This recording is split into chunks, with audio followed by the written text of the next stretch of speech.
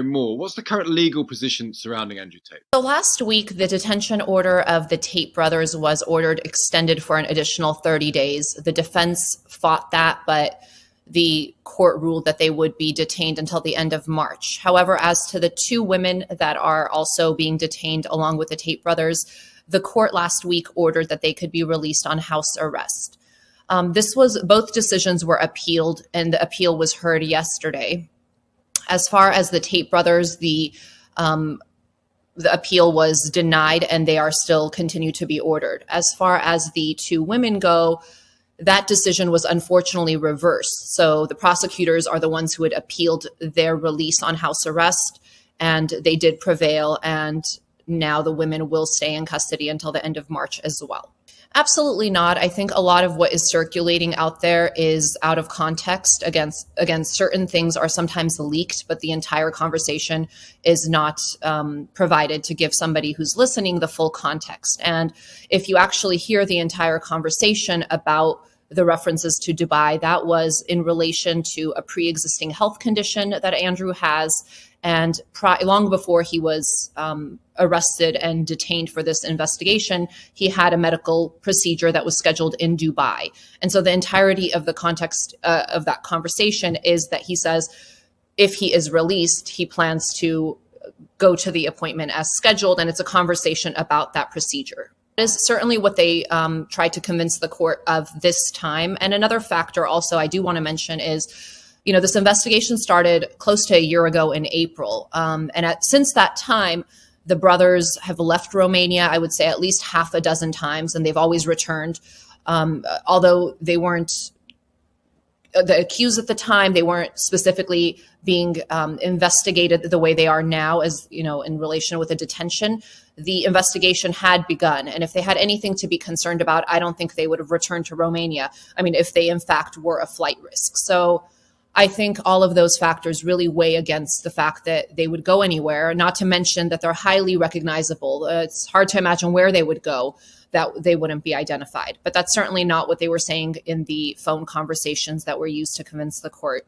I think that's primarily everything that this case is. I think the file, and I can't get into what the file contains because these are closed proceedings for the time being in Romania. But I can talk about the fact that there is no evidence in the file of human trafficking. There's no evidence of force or coercion or forced transport or forced labor or any sort of deprivation of women's liberty, which is at the heart of any sort of human trafficking charge. And I'll reiterate the fact that they have been investigated for a very long time and they have not been formally charged. So I think what you said is absolutely true. I think a lot of people think that maybe some things that they've publicly stated could be used as evidence against them. And that's absolutely not true. And it's not appropriate because these are public personas who say a lot of things because that's, what their audience maybe likes or wants. And that's what gets them the likes and the followers, but that's not evidence of crime. That's not who they are as private people. And that's not what should be considered as evidence in a court of law. Sure. I was going to say, it's not even just in my view. There's certainly interviews I've seen where Andrew himself has said, I say a lot of things, it's satire. And I've heard, a lot of silly things. I've heard him talk about whether eggs are real or the fact that he's existed for 5,000 years because, there's a ninja warrior inside of him. And so there's lots of things I think he says. It's entertainment. It is this public persona. And those things are not all intended to be taken seriously. Obviously, a lot of things are taken out of context. However, I've seen, a video that he's put out about the 41 tenets of Tate. And that's something that he has circulated. It's, he has slides, I think, and various videos. And he has put that out there because he feels that he's been misunderstood and quoted out of context many times.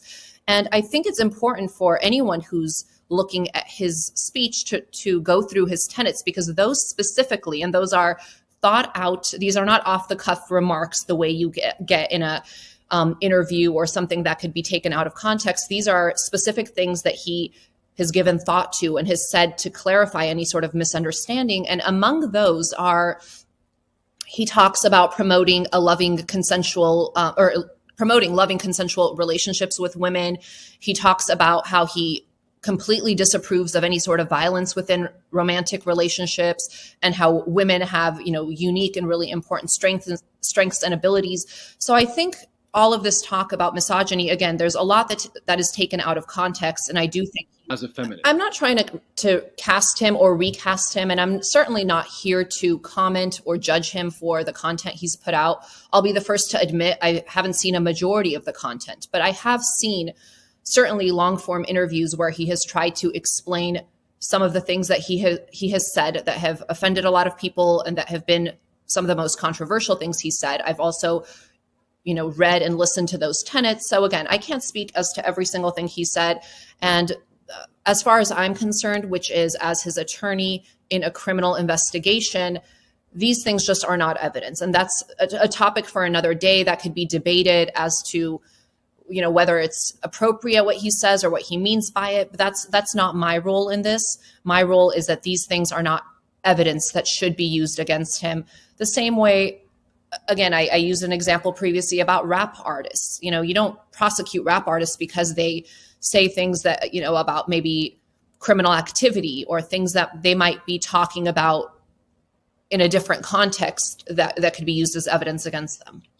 So is he a free speech in some ways? In your view, is he almost a free speech martyr in this, that he's being arrested and prosecuted in a certain area, but it's in some ways connected to his rights to be a character, to exercise free speech?